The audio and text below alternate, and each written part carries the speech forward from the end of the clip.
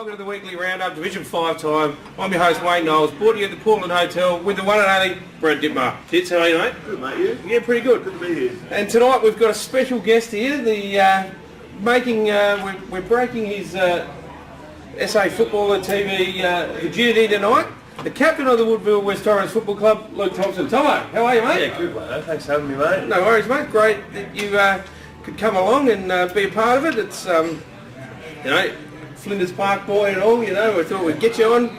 We've been talking about it for a while, so... No, we finally got there. I got big shoes to fill. Big Darcy Evans is obviously away. Yes. Darcy gives nothing, he says. Yeah, Darcy doesn't give a hell of a lot. He doesn't give a lot, does he? I don't have much to live up to at the moment, but we'll mate, can you read and pronounce names? I think so. So you're already a step ahead of Darcy anyway. It's not as easy as you think it will be, though. Yeah, true. Teams here and there, they get these names. Some of the names. Tripped up once tonight. Some of the names, but we normally have a session called English with Darcy. And I wonder, has anyone sent anything in, producer, for some questions that we need to ask Darcy? Because I put the call out the other week when you were laying on the groundy with the ambulance girls that we want some questions. We want to get some viewer feedback about what Darcy can bring to the show. So I think we should get onto that, Ditts. Well, back in the old radio days, we used to have the talk back from time to time. We did. Maybe we could build that back into the video show, perhaps. I don't know. Maybe, Monday night talk back. Live stream. Bit of live stream Monday night. Oh, that'd be alright, wouldn't it? Put him under more pressure. Put him under more pressure. Big shout out to you, Darcy. Yes, just picture you running down the wing in your days, mate, with your long ranger hair. Anyway, first game, it was up at Hectorville, DALY OVAL. It was Hectorville 21-18-144, giving Ingle Farm a good old Rolf Harris touch-up, 3-7-25. So, things just haven't got any better for the Farmers, have they? I mean, this is another team I haven't really been keeping that close eye on Hectorville, but did anyone really see that blowout coming? I don't think... I actually tipped the Farmers, but... Oh, that's what I mean. There's a name here, though, That's what I'm saying. I mean, to win by that much. Mate, when you got Jake Mazzoni kicking six, kid can play. Yeah. He's the heart and soul of Hectorville. He's been out injured. He comes back, kicks six. What else can I say? So the difference. The difference. We could get into another name about that one, couldn't we? But anyway, for Heckies, mate. So obviously we had Mazzoni, as we've just mentioned, with six. Massive effort there. Illich 3, Lazenka 3, Wells, Smith also with 3 each. Yep. A couple of singles there. Mazzoni clear, best on. Illich and Stevenson, the best 3 players for them. And for the Farmers, Tomo? Yeah, there's not too many goals are hard to come by for the Farmers, I think. Yep. Sanderson, Browning and Finch all with 1. Best players, S. Collins, Sandry and Smith for your top 3, and Smart and McAleer. Yeah, so sneaking in there. So tough year for the Farmers, but they'll go back down to Div 6 next year, and hopefully they can regroup and find some form. And this is their first year in Div 5 for a fair while, wasn't it? Yeah, it was. Yep, they haven't been in Div 5 for, I reckon, mid-2000s, I reckon. Yeah, just goes to show there's a bit of a gap.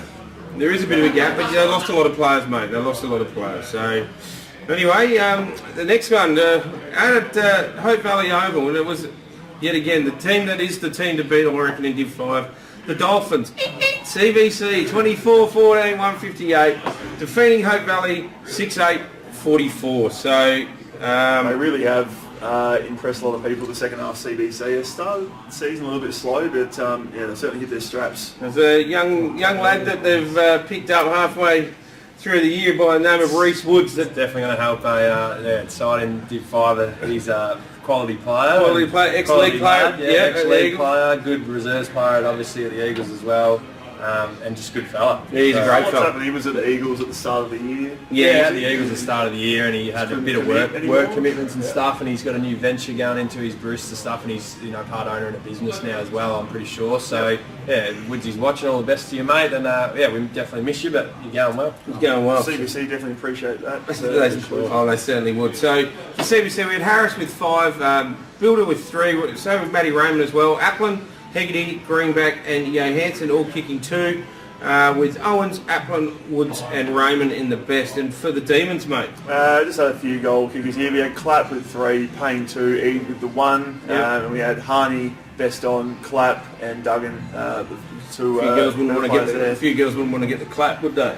Eh? Definitely not. And a big shout out to Scotty Dykstra for 300 games on Saturday, I reckon it was. Great man. So Front cover this week. front cover of the magazine this week. So well done, Scotty. That's Massive effort. Massive effort. So anyway, moving on. The next game was out at Lockley's Oval. It was Lockley's 20 goals 15, 135, defeating Smithfield 15-13, 103. And I heard that Smithfield were really, really good, really strong around the contest all day, and they certainly brought it to the Lockley's boys, and who've had a little bit of a form slump lately. So It's a good effort against Lockley's at home. at home, yeah, it is. It certainly is, and especially with the players that they've lost throughout the season as well as Smithfield. So you take your Varcos, your Webbers. Abdullah didn't play. Benny Towers gone to Ingle Farm. So there's 4 of their top 10 players have gone. No Ashby this week as well. So yeah, credit to Smithfield. So Lockley's certainly not writing them off, but they've stalled a little bit, as you sort of alluded to just then, haven't they? yeah, they have dropped off a little bit. They were the favourites before the year for me, but it's overtaken by a couple of teams now, I reckon. Yeah, they've got a little bit of work to do, and Zwacky knows that. We talk nearly daily. Yep. For Smithfield, Tomo. Smithfield, so we've got M Lanes kicked a bag of 6 there, Sewers kicked 5 and T Lane 2 and Gray and Callum. Callion, yep. Yeah, Callum with 1. Yep. Our best players, we've got Sugarman, M Lane and Jay Blaine for your top 3 and Sewer and Marston for 4 and 5. So, and for Lockley's, mate? Yeah, Lockley's had, I think it's Alex Patton. It is Alex Patton. It is 8 goals. That takes him above 50 goals for the year. He is you know what, and Pato's a skinny little thing. I know, I've seen him last year. He's playing half back last year in the B grade in the finals last year. I was watching Sean the Beard Williams. So, yeah, he's had a great year. Yep. So, yeah, good on him. Very quick. Very quick Pato, yeah. Yeah, you should see if he Stays up playing computer games till 4 a.m. in the morning. Does whack his head in, turns up in thongs and socks. He's just a ripper. If you can do it. That's what he said. He goes, I don't care, just do what you're doing, Pato. Yep. Carl Micken, been there for a long time, 3 goals. Liam Narcissus with 2, and the rest single goal scorers. So the best players, Alex Patton with the 8 goals, best on ground. Liam Narcissus, Rosewell, 3rd best. Langcake and Billy Bryant, the 5th best for Locks. So Lockley's just continue to move along nicely. So getting the job done, that's for sure. And next one was actually, I know Bob Cross. It was a Bob Cross and someone from Kenilworth. They had a cup that they played for, and Bobby Cross from the Eagles. He actually had to hand it out on Saturday. He did. He did. It was Woody South 15-18, 108, defeating Kenilworth 10-10, 70. So Kenilworth, they're another side that's hit a bit of a slump. Well, all their rings, have they stopped playing? No Motlop, no Kenilworth, is that what you're saying? It sort of seems from the outside looking in, perhaps. If he turns up finals time, I wouldn't want to play him. I wouldn't want to play him either. But anyway, for Woody South, Timmy Sumner, he kicked 7, Smith with 2, Hanson with 2 as well, with a few other blokes kicking singles, with Smith, Sumner and Haynes in the best for the Cats. And for the Cookers, mate.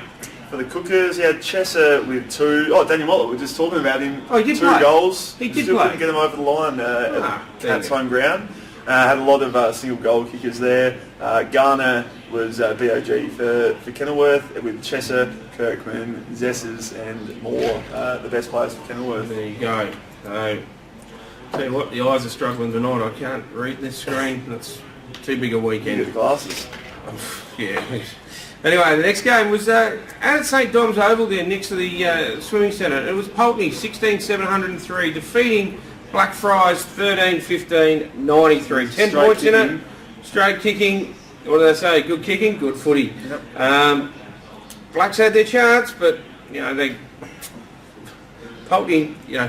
There's one name at Pulteney that says it all. Langford kicks another 8. There you go. Ex-North Adelaide player.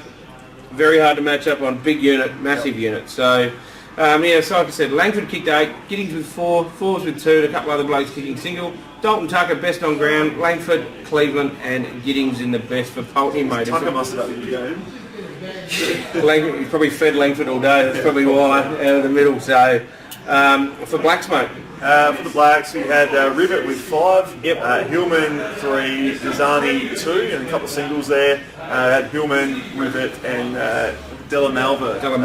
The 3 best players for Blackfriars. That would have been a good game. Would have been a ripper game. Both them teams playing finals? Blacks aren't, mate. They're out at the moment, and probably gonna. Probably the one they needed to win. Yeah. It's probably the one they needed to win to. They go out to Smithfield. Flat after that. This week they got a tough one out at Smithfield with Smithfield. It's always hard to go out there and win, but. Anyway, we'll get on to the first one. It's at East Parklands this week at CBC, the Dolphins taking on Hectorville. I'll go CBC. Go CBC. What are you, Ty? CBC for you? Hey, you go. No idea. CBC. Big show. The Dolphins for me. Pulteney taking on Hope Valley at Morgan Oval. Pulteney for me. Pulteney for Tomo. Smithfield taking on Blackfriars out at Smithfield Oval. This is a tough game. I'll go Blackfriars. I'm going to go Smithfield. Blackfriars still got a lot to play for. There's still the chance. It's very, very, very intimidating to go out to Smithfield. And then boys, that crowd, that home crowd out there, they've only got a couple of games to go, and every game would be like a final with the Smithfield boys. So Smithfield for me. Smithfield for Tomo. Kenilworth taking on Ingle Farm at St Mary's Park. Kenilworth. Kenilworth, Motlop to kick a bag. Too much of a trip for Ingle Farm. Motlop to kick it. Motlop's going to kick. Is he going to play? He'll play. 5. 5. I go 8. There you go. And match of the round for me at Ledger Oval. It's Woody South taking on LOCKLEYS. Woody South are a bogey side for LOCKLEYS. Woody South in form too. At home. Woodville South, I reckon. Woody South for me. Yeah, I reckon Timmy Sumner kick another bag, I reckon. Yep. Yeah, I reckon Woody South. So. Anyway, that's been Division 5. Thanks for watching. We'll see you all again next week.